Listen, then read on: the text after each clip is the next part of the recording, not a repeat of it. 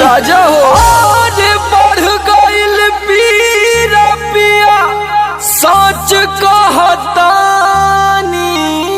अरे जिया जिया प्यास जैसे जुए महुआ राजा जुए मोर जवानी, जैसे जुए महुआ राजा जुए मोर जवानी, जैसे जुए महुआ राजा जुए मोर जवानी, जैसे जुए महुआ राजा जुए मोर जवानी, जुए मोर जवानी राजा जुए मोर जवानी, राजा जुए मोर जवानी।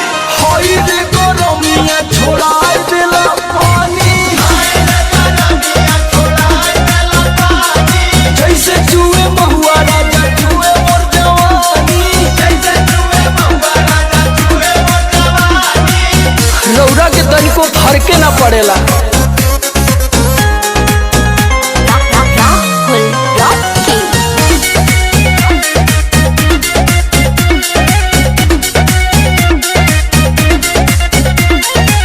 चैती बयरिया मचौले बतबाही, लस लस देह करे आवेला जम्हाई। लस लस देह करे आवेला जम्हाई, चैती बयरिया मचौले बतबाही, लस लस देह करे आवेला जमाही।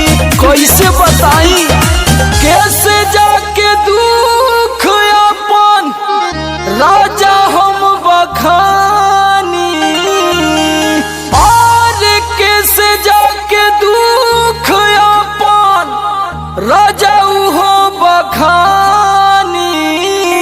पियऊ हो जैसे जुए महुआ राजा जुए मोर जवानी, जैसे जुए महुआ राजा जुए मोर जवानी, जैसे जुए महुआ राजा जुए मोर जवानी। जैसे जुए महुआ राजा जुए मोर जवानी, जुए मोर जवानी राजा जुए मोर जवानी, राजा जुए मोर जवानी।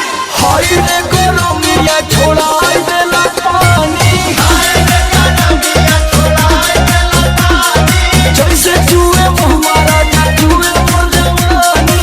जैसे जुए महुआ राजा जुए मोर जवानी। लागता कि सब लुटा जाइए राजा जी।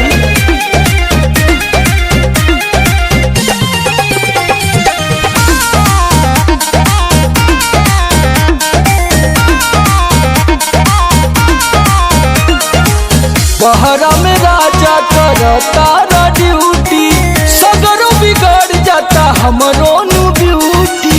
सगरो बिगड़ जाता हमरो ब्यूटी, बहरा में राजा करता ड्यूटी, सगरो बिगड़ जाता हमरो नु ब्यूटी। नाश होता राजा जी।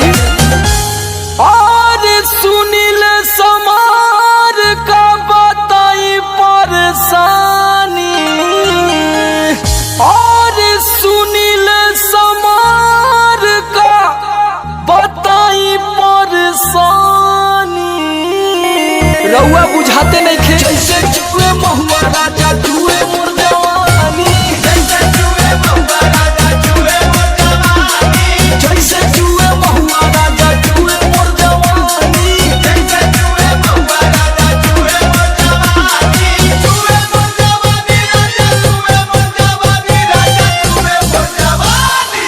हाय रे गरमिया छोड़ाई देला पानी, हाय रे गरमिया छोड़ाई देला पानी, जैसे जुए महुआ राजा जुए मोर जवानी।